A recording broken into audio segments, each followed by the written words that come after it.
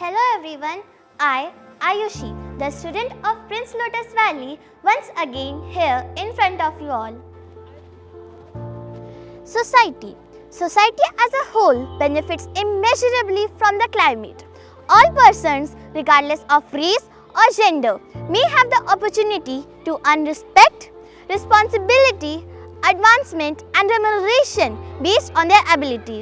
In early days, the work done by both men and women were determined on their gender.